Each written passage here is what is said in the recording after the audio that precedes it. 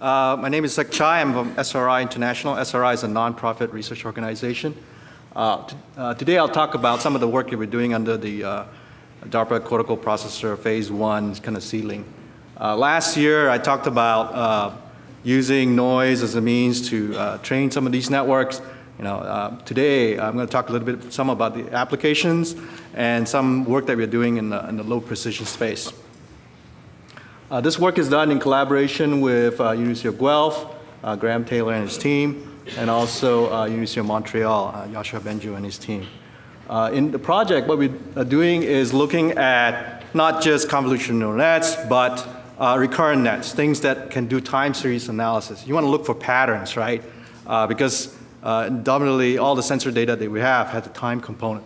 We looked at both audio, video, and gesture kind of things. And what I'll do is just show one example to motivate some of the low precision work that we're doing.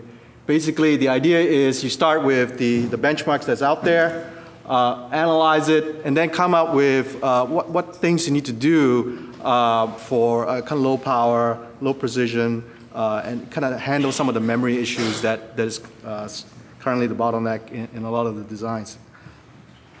Now, what we want to do in the benchmark that I'm talking about is the Charlearn data set is really looking at humans. You want to understand what are the activities. So in this data set, they have gesture information, so body, articulated pose. There's actually videos of the left and right hands, depth information as well, and also an audio component, right? So if you think about the neuromorphic systems that we want to build, it's rich in sensory kind of data. Right? We have depth information, we have stereo pair of eyes here, we have audio sensor. A lot of those kind of things needs to be combined in a way to understand. And this is how the human visual systems kind of work, right? But today, a lot of the work in, let's say, deep learning is still, convolutional nets, which is more static imagery, right? So the question is, how does this type of sensory data, rich in a lot of different multimodal kind of things, how can we use it best? I'll jump right to the kind of results. This is work out of, again, Graham Taylor and his team, what we call deep gesture. It's state-of-art, best in class right now in terms of the Charlearn database. What you see on the top right is that we have the different sets of neural nets, right, for each of the different modality. And the question then is, how do you fuse the data together? You have something that recognizes the gesture from a video perspective, some from an audio perspective, and then some from the gesture perspective. How do you fuse the data? And right now, what we think is we adopt a strategy where we kind of fuse the modality together that are similar. So left and right hand video, left and right hand stereo pairs, and then you follow. And from the picture on the left, what you see is that as you fuse like data, the performance gets down, right? The validation lower is better, so the error gets down as you fuse the light modality, right? And that's how we get some of the performance. Anyway, I can talk more about this, but I'll just leave it at that, where one of the interesting data things that I think will solve in the near future in this community is not just one modality, but more. And then the question is, okay, how do you fuse them together? Because there is a lot of work that you have to think about how can we get brain-inspired kind of approaches for fusing some of this data as well.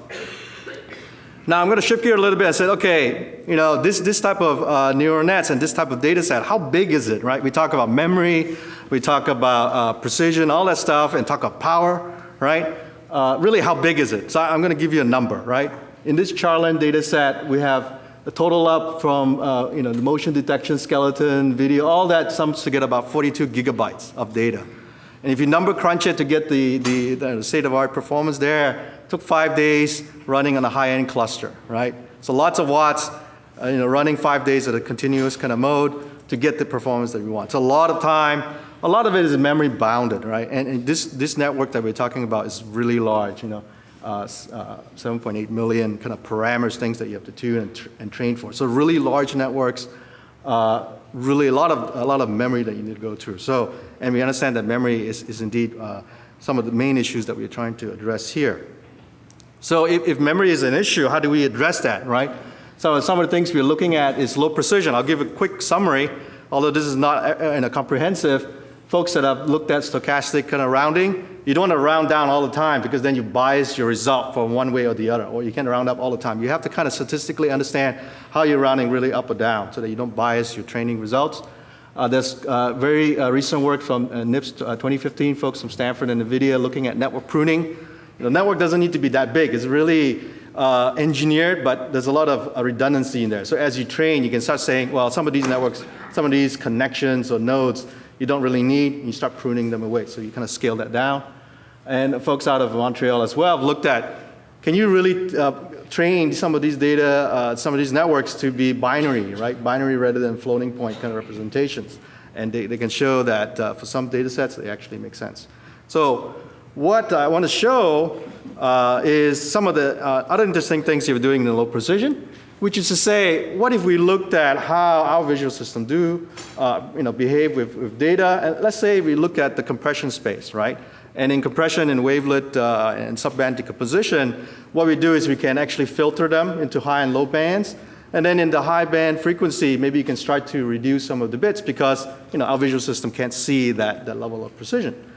Then the question is, can you do similar things from a learning perspective? In other words, if you give it the filtered high and low bands and let it train from there, and perhaps what it learns to recognize object, you can start trimming there. So not just say, I'm going to blatantly give raw pixels in, but be smart about how you provide the neural nets, right? And I'll show you some results that we've done based on this kind of basic idea. So what we've done is say, well, let's take a very simple example. This is the Google Linnet 5 and Yakun's work looking at digits. We took this architecture and say, okay, maybe we split it into just high and low band. In this case, we use Laplacian and Gaussian things. And you can kind of principally understand, the high frequency content is edge-oriented. The Gaussian low-pass filter are mostly texture kind of information. We kind of train it, and we have a fusion stage at the end, right? And cut to the chase, we show that the fusion results can get better. What happens here is that you're not giving the network lots of different raw data, but you actually kind of tell it, hey, learn more about the edge on one end, learn more about the texture on one end, can you fuse the data, and you can get better performance, right? And here we show that, comparable, you can reduce it by, 2 to 4 x in terms of the precision, right? From 32-bit down to 14-bit, which is kind of equivalent. I'm running this too really quickly. Okay, MNIST data, digits, no color. We tried it actually on thumbnail images, more natural images, because that's more interesting. That's what our kind of environment is about. And what we find actually is very compatible, right? Not as good perhaps with the raw pixel, but one thing you'll notice is that the jaggedy line is training the original network through raw pixel, pushing it through. It's jaggedy. So it's learning, but it's adjusting as you go, right? But with the low and half pass kind of idea, the subband kind of composition idea, the learning is kind of smoother. And what it says is that you kind of tell it exactly what it needs to learn. You're tuning it, right? You're actually guiding it where to learn. And the opportunity comes when you fuse the learning kind of concepts together down the end. So I think that's very interesting to look at.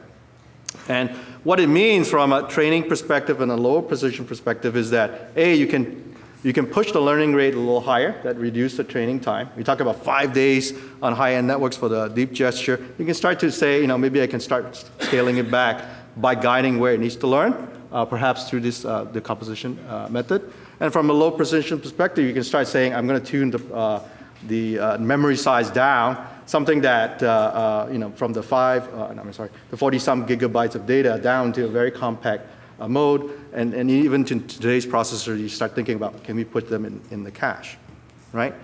So I'll end my kind of lightning speed speech here. Really, what I'm talking about is hybrid, multimodal kind of concepts are something that we need to look into. We are starting on that, but a lot of different ideas, hoping to get some ideas from the neuroscience community as well. Fusion, I think, would be important. How do we fuse them, right? What we showed here is a very simple fusion idea where we have equal weighted weights, but it's engineered, right? I like it to be a little bit more principled. Can we actually train that last layer rather than saying, I'm going to do some sort of summation at the end, right? And then low precision, there's a lot of promise there. I think we're going to look at that. I do have a poster in this conference, so stop by. I'd like to talk to you guys. Thank you.